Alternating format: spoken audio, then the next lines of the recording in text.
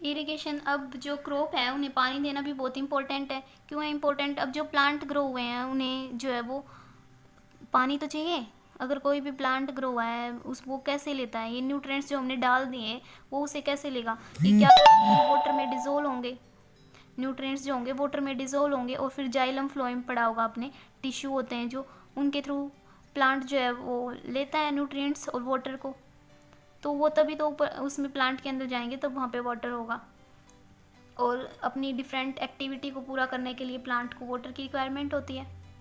Almost सभी process में use होता है तो इरिगेशन हम करते हैं दो टाइप से, ट्रेडिशनल मेथड है इसका भी, मॉडर्न मेथड भी। तो देखते हैं कि मतलब इस पूरे चैप्टर में क्या कर रखा है, आपको ट्रेडिशनल मेथड भी बता रखे हैं और मॉडर्न मेथड भी बता रखे हैं कि पहले कैसे करते थे और अब कैसे करने लगे हैं। तो पूरे के पूरे चैप्टर में ये कंपैरिजन कर रखा है।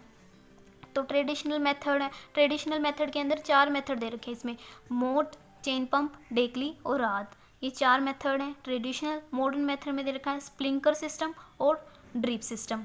ठीक है, अब सबसे पहले मोट देखिए। मोट क्या होता है? नाम ही ऐसा लग रहा है इसका, पर ये सिंपल सा मेथड है। पुली जैसे कुएं से पानी निकालते हैं ना, तो वैसे ही कुएं से पानी निकाला और वहाँ पे जो है वो क्रॉप में दे दिया, तो ये मेथड है। फिर है chain pump method. Chain pump method means क्या है? इसमें पंप है जो वो चलेगा इलेक्ट्रिसिटी की हेल्प से। यहाँ पे एक व्हील लगा होगा, यहाँ पे एक व्हील लगा होगा।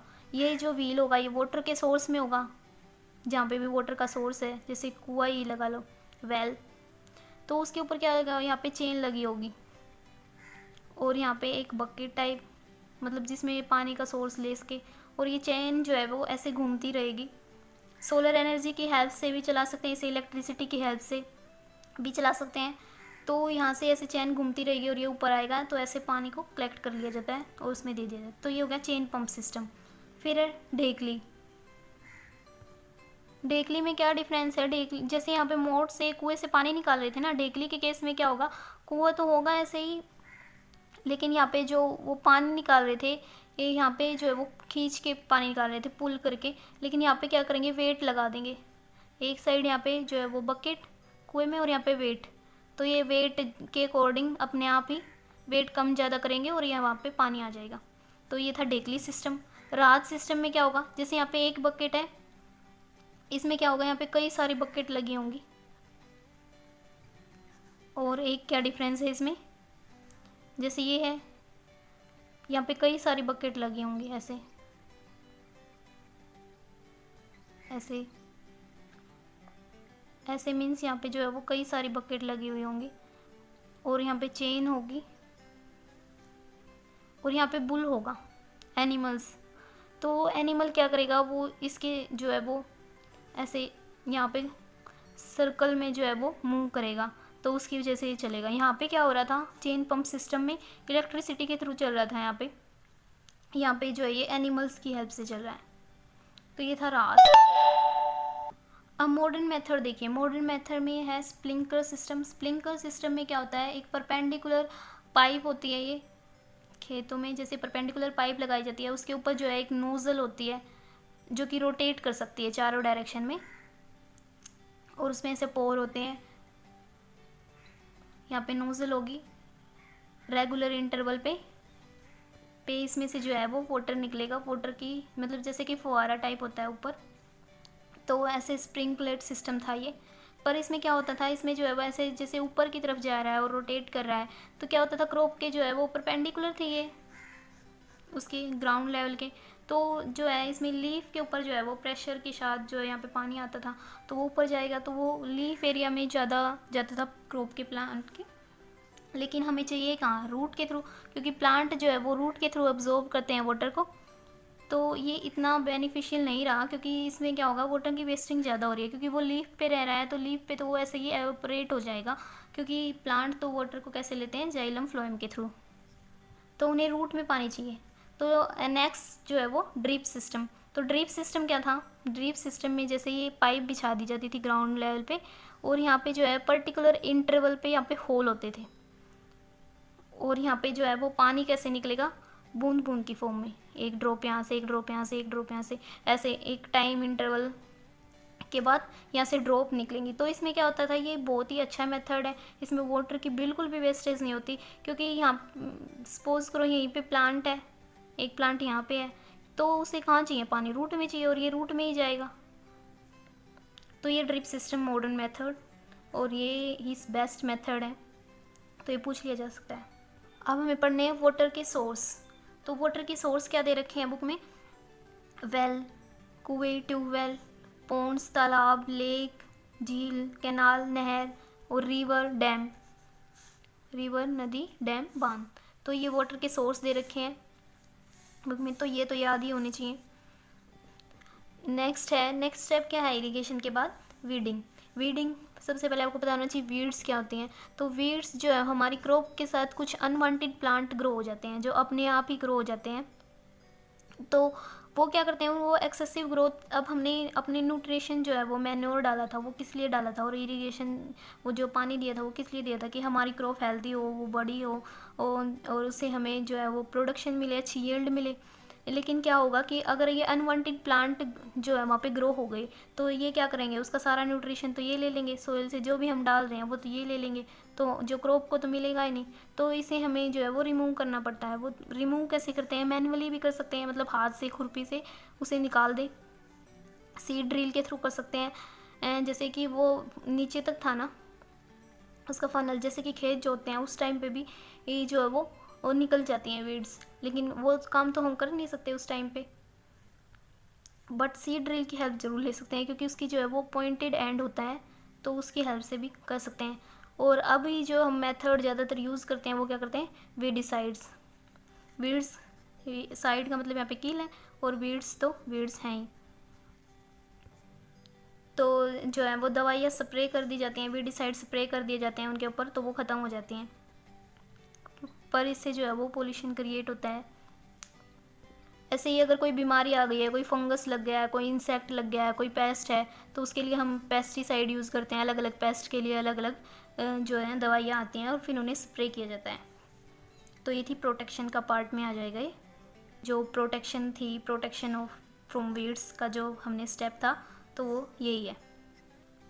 अब नेक्स्ट स्टेप क्या है, हार्वेस्टिंग की। अब फसल हमारी अब पक के तैयार हो गई है, क्योंकि हमने ग्रो भी कर दिया उसे, सीडलिंग भी होगी, उसे न्यूट्रिएंट्स भी दे दिए, उसमें पानी भी डाल दिया, और उसे प्रोटेक्ट भी कर लिया। तो अब वो क्या होगी, टाइम पीरियड के साथ पक कर तैयार हो जाएगी। तो उसे हम क्या करेंगे, हार्वेस्टिंग करेंगे, मीन्स उसको जो है कट करेंगे। ये दराती, सिकल, दराती के साथ मैनुअली हाथों से कट किया जाता है, जो दराती सी शेप की ऐसे होती है, इसे ऐसे कट किया जाता है मैनुअली, सिकल।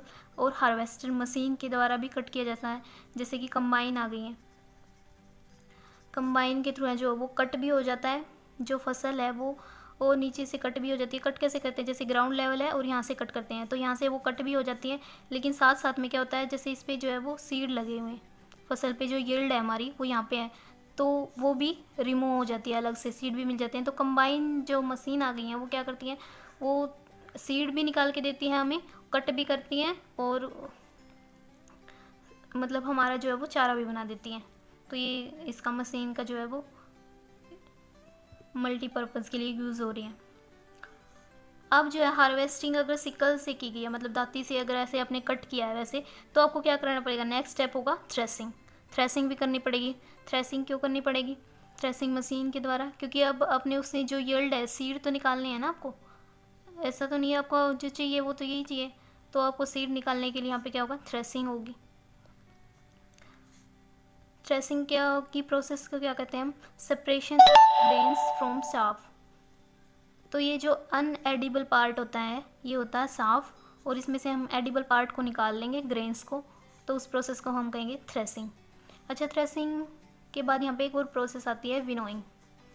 अब थ्रेसिंग के टाइम पे जो है वो कुछ पार्टिकल्स जो है वो अनवांटेड रह जाते हैं, तो उन्हें कैसे निकाला जाता है, उन्हें निकाला जाता है जैसे हवा, मतलब ऊपर से गिराया जाता है, और एक तरफ से एयर जो है वो, एयर नहीं कहेंगे, विंड फ्लो की जाती है। विंड आएगी एक तरह से, या फिर एयर को फ्लो करेंगे हम, तो क्या होगा, जो लाइट वेट पार्टिकल हैं वो तो उड़ जाएंगे, और जो हैवी पार्टिकल हैं जैसे कि ग्रेन, वो क्या होंगे, वो नीचे हो जाएंगे। तो विनोइंग प्रोसेस के थ्रू ऐसे अलग किया जाता है।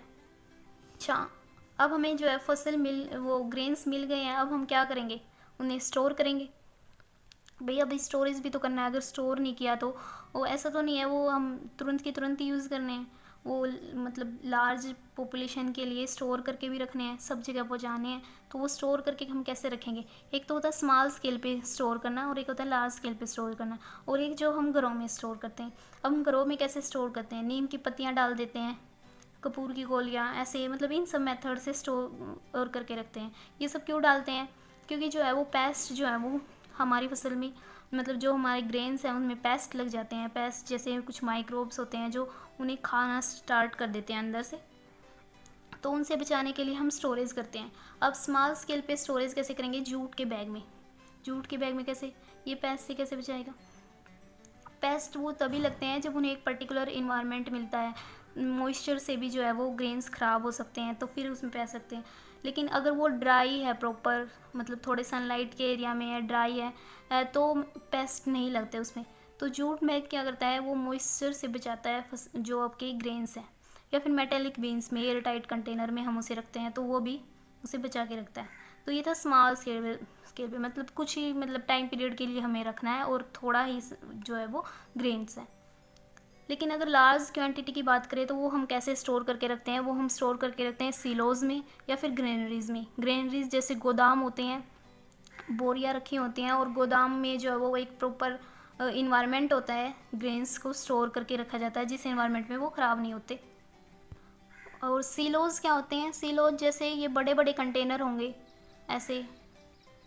सीलोज बेसिकली सीरोज वर्ड से लिया गया है, जिसका मीन्स होता है पिट फॉर होल्डिंग ग्रेन्स, ठीक है। तो यहाँ पे ऐसे बड़े बड़े कंटेनर होंगे और इनके अंदर जो है वो स्टोर करके रखा जाएगा। और क्या क्या स्टोर करके रखते हैं सीलोज के अंदर, और ग्रेन्स हो गए, ग्रेन्स के अलावा कोल, सीमेंट, कार्बन ब्लैक और फूड प्रोडक्ट्स, तो ये सब चीज़ें भी स्टोर करके रखते हैं। तो लार्ज स्केल पे ये आपको याद रखना है कि लार्ज स्केल पे किसके अंदर स्टोर करके रखते हैं, सिलोज, ग्रेनरी, और स्मॉल स्केल पर जूट बैग, मेटेलिक बिन। और जो हम घरों में नॉर्मली मॉइस्चर से कैसे बचा सकते हैं उन्हें, और पेस्ट से कैसे बचा सकते हैं, जैसे नीम की पत्तियां डालकर, तो ये सब। अब जो है वो क्रॉप से रिलेटेड कुछ फेस्टिवल है, मीन्स जो भी क्रॉप तैयार होती है पक के, तो मतलब कुछ मतलब खुशी का टाइम होता है वो, कि फसल अब पक के तैयार हो गई है, अब वो उसे काटेंगे तो फसल से जो है वो बेच के जो उसे पैसा मिलेगा, या फिर जो है वो उन्हें अनाज मिलेगा। तो इसी खुशी में जो फसल जब पक के तैयार होती है तो कुछ फेस्टिवल मनाए जाते हैं जो फसल से रिलेटेड है। वो फेस्टिवल क्या है, पोंगल, बैसाखी, होली, दिवाली, नबाना और बिहू। तो ये फेस्टिवल जो है वो स्पेशली बॉक्स में अलग से दे रखे हैं एनसीईआरटी की बुक में, तो आपको ये फेस्टिवल का थोड़ा थोड़ा पता होना चाहिए। तो फर्स्ट है पोंगल। पोंगल जो है वो फेस्टिवल साउथ इंडिया का है, स्पेशली तमिल कम्युनिटी का। जो तमिल लोग हैं वो इसे मनाते हैं जैन 14 से जैन 17 जनरली, और ये 4 डेज़ का होता है, और हर डे जैसे अलग अलग है। भोगी पोंगल, सूर्या पोंगल, मातु पोंगल और कोनुम पोंगल। तो ये अलग अलग दिन, अलग अलग डे के लिए अलग अलग नाम रखा गया है। तो इसे तमिलियन कम्युनिटी जो है वो सेलिब्रेट करती है। फिर एक पोंगल डिश का भी नाम है, ये भी तमिल डिश है, बॉयल राइस, जैगरी मतलब गुड़, कोकोनट वाटर, टामरिंड और पेपर, ये सब मिलके वो बनाई गई होती है। इंग्रेडिएंट हैं ये उसकी डिशेज़ के। नेक्स्ट है बैसाखी। अब बैसाखी जो है वो पंजाब में बहुत फेमस है, मतलब पंजाब में, हरियाणा में, वैसे तो पूरे इंडिया का ही फेस्टिवल है, पर जो है ये पंजाब में मोस्टली मनाया जाता है। और ये किस खुशी में मनाया जाता है, रबी की क्रॉप जब पककर तैयार हो जाती है। रबी की क्रॉप के अंदर हमारे क्या थे, जैसे वीट था, तो रबी की क्रॉप जब पककर तैयार होती है तो ये फेस्टिवल मनाया जाता है। जनरली इसकी डेट क्या होती है, 13 या 14 अप्रैल होती है। और इसमें क्या था, एक खालसा संगठन का भी जो है वो, और उसी टाइम वो हुआ था, मतलब उसी टाइम बनाया गया था एक खालसा संगठन गुरु गोविंद सिंह ने। तो ये सिखों का फेस्टिवल है बेसिकली। ओके, नेक्स्ट फेस्टिवल है बिहू फेस्टिवल। तो बिहू जो है वो असम का फेस्टिवल है, और ये अलग अलग मतलब सेट ऑफ 3 फेस्टिवल का एक फेस्टिवल है ये बिहू। और वो 3 फेस्टिवल कौन से हैं, रंगोली, भोगल, कोंगल, और ये अलग अलग महीने में मनाए जाते हैं। जैसे ये अप्रैल मंथ में, जनवरी में, और ये अक्टूबर में। इसमें से भी जो ये रंगोली है ये मोस्ट फेमस है इसमें, तो ये ज़रूर याद कर लेना, रंगोली अप्रैल में। वहाँ पे जो उसके कॉस्ट्यूम होते हैं, ये कॉस्ट्यूम है उनके जो वो पहनते हैं फेस्टिवल के टाइम पे। फिर नेक्स्ट फेस्टिवल है नबाना फेस्टिवल। ये कौन सा फेस्टिवल है? ये बंगाली फेस्टिवल है। मतलब बंगाल की जो वेस्ट बंगाल की साइड त्रिपुरा, असम, बर्क वैली के जो लोग हैं वो इस फेस्टिवल को सेलिब्रेट करते हैं। वहाँ पे ये ज़्यादातर सेलिब्रेट किया जाता है। फिर से वही सेलिब्रेशन किसका है? हार्वेस्टिंग का, कि मतलब फसल कटने को है। सेलिब्रेशन कैसे करते हैं ये? फूड के साथ डांस, म्यूज़िक, डांस करते हुए फूड के साथ, हाथ और म्यूज़िक के साथ सेलिब्रेट करते हैं। वहाँ पे बंगाली डिशेज़ हैं, ये क्यूजिन्स, ये डिश है यहाँ पे, पिठे कुछ नाम है, कुक्ड। और यहाँ पे मेला भी लगता है। और ये डिशेज़ बेसिकली इसमें राइस फिश मीट, मतलब ऐसे कुछ इंग्रेडिएंट्स हैं इस डिश के। तो ये डिश बनाई जाती है और भी फूड बनाए जाते हैं, उनके साथ सेलिब्रेट किया जाता है ये फेस्टिवल। नेक्स्ट है होली। होली का आपको पता ही होगा। होली किस टाइम पे मनाई जाती है? जनरली जब विंटर का सीज़न एंड होता है और स्प्रिंग स्टार्ट होता है, तो स्प्रिंग का सीज़न वो अच्छा सीज़न स्टार्ट हो उनका, तो उसमें ये होली मनाई जाती है, अगर फेस्टिवल उस हर फसल के पर्पज़ से देखा जाए तो। अदरवाइज़ तो आपको पता ही है होलिका दहन ये सब। और इसे कौन कौन मनाता है? हिंदू, सिख, जैन, नेवार, मतलब बुद्धिज़्म में नेवार और अदर। अच्छा, तो ये हमारा चैप्टर तो कंप्लीट हो गया है, लेकिन इसमें कुछ वर्ड थे जो मतलब कि अब एज ए टीचर जो है वो आप क्या जो है टीचिंग के लिए आपको स्ट्रेटजी और अपना सकते हैं। जैसे प्रोजेक्ट दे सकते हैं बच्चों से, हर्बेरियम फाइल बना सकते हैं। हर्बेरियम बेसिकली क्या होता है? हर्बेरियम फाइल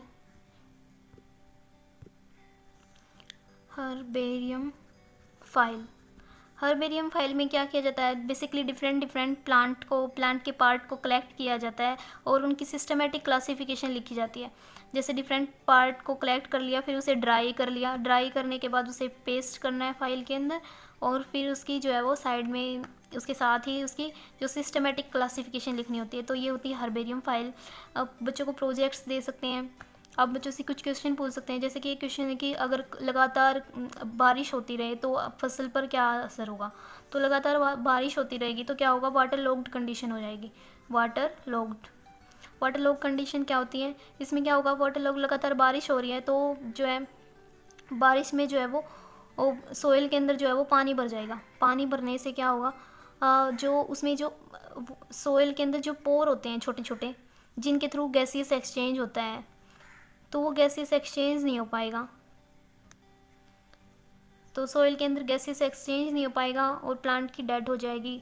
और क्या हो सकता है? जो प्लांट है वो बिल्कुल डिके हो जाएगा, मतलब गल जाएगा, उसमें ज़्यादा देर तक पानी में ही रहेगा तो वो उसके पार्ट जो है वो गल जाएंगे।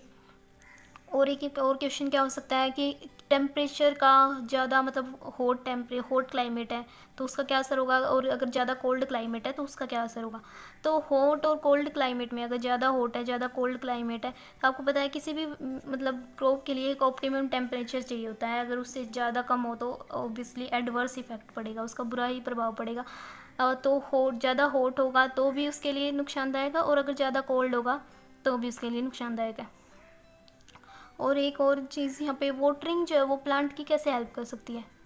हॉट एयर करंट से, मतलब गर्म हवाएं, लू चल रही हैं तो वाटर उससे हेल्प करता है प्लांट को। और अगर पाला पड़ा हुआ है, पाले को क्या कहते हैं? फ्रोस्ट। अगर पाला पड़ता है तो उससे भी जो है वो वाटर प्लांट की हेल्प करता है। इस चैप्टर में लास्ट में आपके एनसीईआरटी में एक फील्ड ट्रिप दे रखा है। फील्ड ट्रिप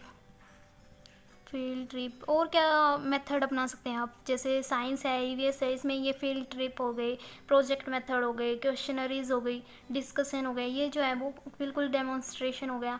ये जो है वो बहुत ही मतलब मेथड बेस्ट माने जाते हैं अगर इन्हें यूज़ किया जाए तो इसमें फील्ड ट्रिप दे रखा है। एक फील्ड ट्रिप में जो है वो और कुछ स्टूडेंट है, जैसे कि हिमांशु दे रखा है, हिमांशु के फ्रेंड है कुछ, हिमांशुज फ्रेंड, वो जाते हैं एक विलेज में। विलेज कौन सा है यहाँ पे? ठिकरी विलेज दे रखा है। तो वो ठिकरी विलेज में जाते हैं और वहाँ पे एक फार्म हाउस है। वो फार्म हाउस किसका है? जीवन। यहाँ पे जीवन पटेल है कोई, उनका ये फार्म हाउस है, ठीक है। वहाँ पे फार्म हाउस में जाते हैं वो, और वहाँ पे उनसे वो क्वेश्चन पूछते हैं उसके फ्रेंड कुछ। सबसे पहले वो फार्म हाउस पे जाते हैं, वो उनसे पूछते हैं कि वो कितने साल वो जीवन जी, उन्हें बताते हैं कि मैं 75 साल पहले से ही यहाँ पे खेती कर रहा हूँ, पहले मेरे दादाजी किया करते थे और अब मैं कर रहा हूँ। तो वो उनसे पूछते हैं कि आप कौन सी क्रॉप उगाते हैं, तो वो उन्हें बताते हैं कि मैं वीट, ग्राम, मेज, ये फसल वो बताते हैं कि मैं ये फसल उगाता हूँ। तो वो फिर उनसे क्वेश्चन पूछते हैं कि मतलब पहले कैसे खेती करते थे और अब कैसे करते हैं, वो मतलब वो मॉडर्न और ट्रेडिशनल में जो है वो और क्या चेंजेस आ गए हैं पहले से के कंपैरिजन में, अब खेती कैसी हो गई है। तो वो जवाब देते हुए कहते हैं कि पहले ये जो है वो जो ट्रेडिशनल मेथड है, जो भी हमने इस चैप्टर में डिस्कस किया कि वैसे खेती करते थे, ये अब जो है वो बेसिकली मॉडर्न फार्मिंग के जो है वो फ़ायदे गिनवा रहे होते हैं उस टाइम पे, कि जो अब जो है वो मतलब सोइल की जो है वो जांच करवा लेते हैं, सीड जो है वो अच्छे जांच करके लेके आते हैं और मशीन से जल्दी काम हो जाता है। तो वो ये सब फ़ायदे बताते हैं और ये भी बताते हैं कि उनकी यील्ड जो है वो पहले से बढ़ गई है। तो वो कितनी यील्ड बताते हैं अपनी, वो बताते हैं कि इस जो ईयर है उसकी फसल की जो ग्रोथ हुई है वो कितनी हुई है, मतलब कितनी यील्ड मिली है उन्हें। जो 9 से 11 क्विंटल उन्हें मिली है ग्राम की क्रॉप, इतना उनके पास ग्राम हुआ है, जना हुआ है। और 20 से 25 क्विंटल उनके पास जो है वीट की क्रॉप हुई है।